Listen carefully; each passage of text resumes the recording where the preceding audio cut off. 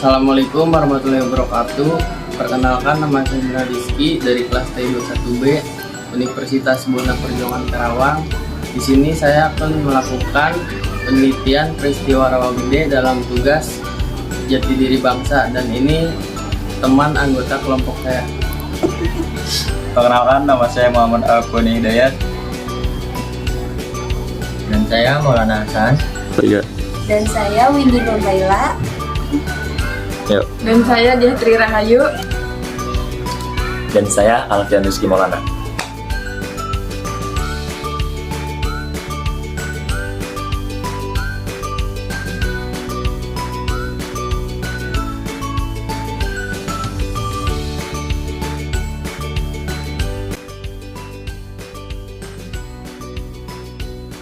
Sebelum berangkat, alangkah baiknya kita berdoa dulu agar diselamatkan dalam perjalanan.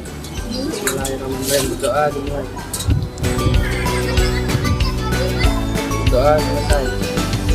Ikuti perjalanan kita Dan tunggu kita di Rawagede.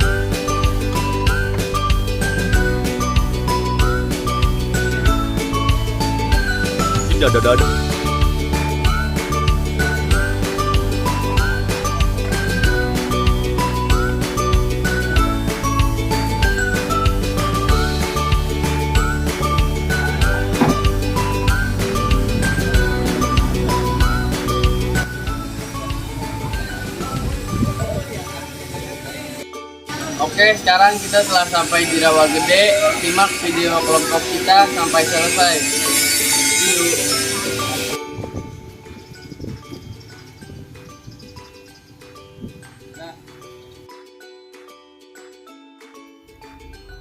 Monumen Rawagede merupakan tempat wisata bersejarah yang ada di Kabupaten Karawang, menjadi saksi akan peristiwa pembantaian agresi militer Belanda AMB, di mana monumen ini dibangun untuk mengenang perjuangan rakyat Indonesia yang dibantai oleh militer Belanda di Rawagede, yang sekarang bernama Desa Balongsari.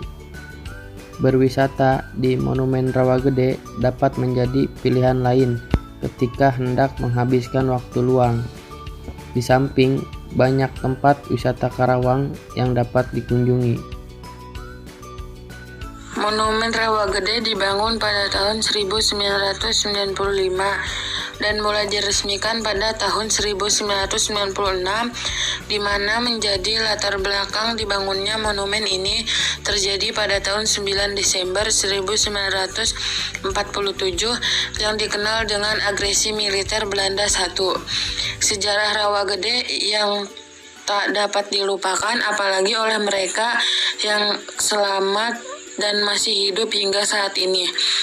Monumen yang sangat mengerikan dan juga memilukan. Militer Belanda membunuh para laki yang ada di Rawagede, termasuk diantaranya yang masih beranjak remaja.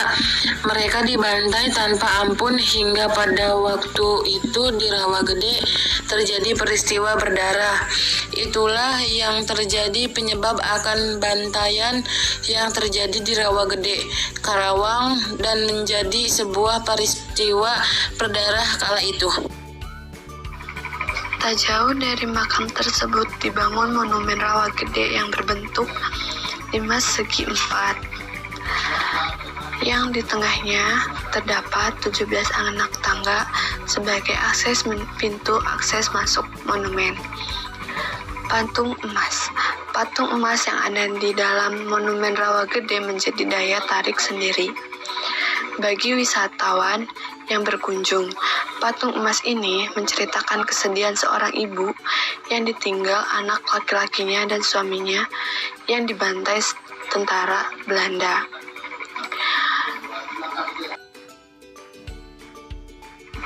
Di belakang patung emas ini terdapat puisi Khairul Anwar yang berjudul Bekasi Karawang.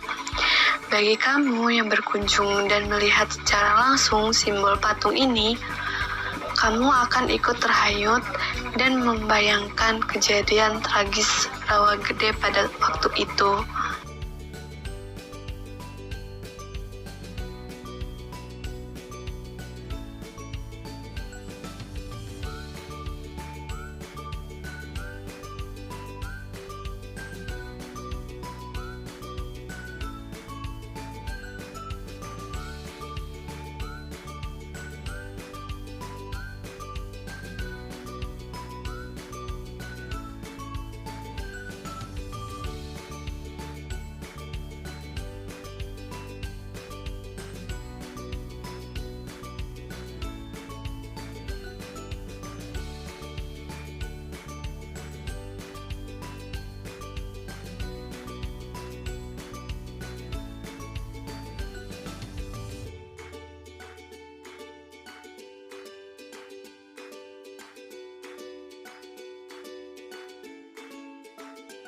Taman Makam Pahlawan.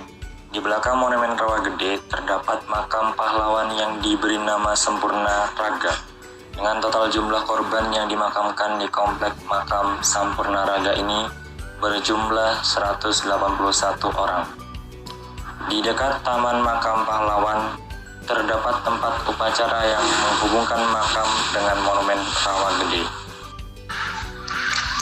Di samping timur jalan masuk Makam Pahlawan terdapat data korban peristiwa tindakan militer Belanda di Rawa Gede. Jumlah korban tersebut terdiri peristiwa 9 Desember 1947 sebanyak 431 orang. Kurun waktu antara Januari sampai Oktober 1948 sebanyak 43 orang. Dan korban pada kurun waktu Juli sampai November 1950 sebanyak 17 orang. Dari sekian korban tersebut yang dimakamkan di Taman Makam Pahlawan Sampurna Rawa Raga sebanyak 181 orang. Dari sekian korban tersebut yang dimakamkan di Taman Makam Pahlawan Sampurna Raga sebanyak 181 orang.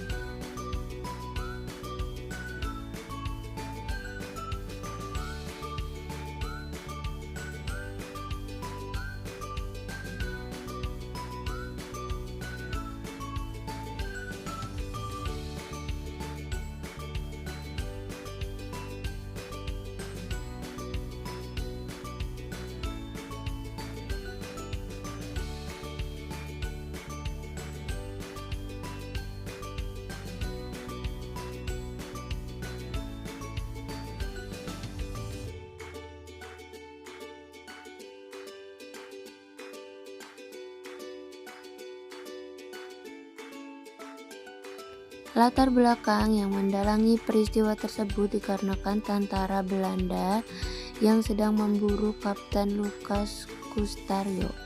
Kapten Lukas Kustario merupakan komandan Kopi Siliwangi yang kemudian menjadi komandan Batalion Tajimalela atau Brigado Divisi Siliwangi yang saat itu secara berkali-kali berhasil menyerang patroli dan pos-pos militer Belanda. Karena hal itulah sehari setelah perjanjian Reveenle dimulai, tentara Belanda yang dipimpin seorang mayor mengepung dan menggeledah rumah-rumah di dusun Rawa Gede. Mereka dipaksa keluar dan dikumpulkan pada sebuah lapangan. Para warga laki-laki diperintah untuk berdiri berjejer, kemudian satu-satu ditanyai mengenai Kapten Lukas Castario. Namun tidak ada satupun dari warga yang mengatakan tempat persembunyian dari Kapten Lucas Castario, di mana akhirnya pemimpin Belanda memerintahkan untuk menembak mati semua warga laki-laki, termasuk anak remaja laki-laki yang berusia belasan tahun. Relief peristiwa Rawa Gede. Kamu juga bisa melihat rangkaian peristiwa Rawa Gede dalam sebuah relief yang ada di sisi luar monumen. Selain berwisata di monumen Rawa Gede ini juga, kau bisa sambil belajar tentang sejarah. Diorama peristiwa Rawa Gede. Selain replika, di dalam monumen Rawa Gede terdapat patung replika atau diorama yang menceritakan peristiwa pembantaian. Terdapat patung tentara Belanda yang sedang menggeledah desa dan membunuh para lelaki yang ada di desa Rawa Gede pada waktu itu. Kesimpulannya adalah belajar sejarah yang mengenang jasa para pahlawan yang memperjuangkan kemerdekaan Indonesia akan sangat menarik jika dilakukan dengan cara yang unik, yaitu berkunjung langsung ke tempat terjadinya peristiwa tersebut, salah satunya monumen Rawa Gede.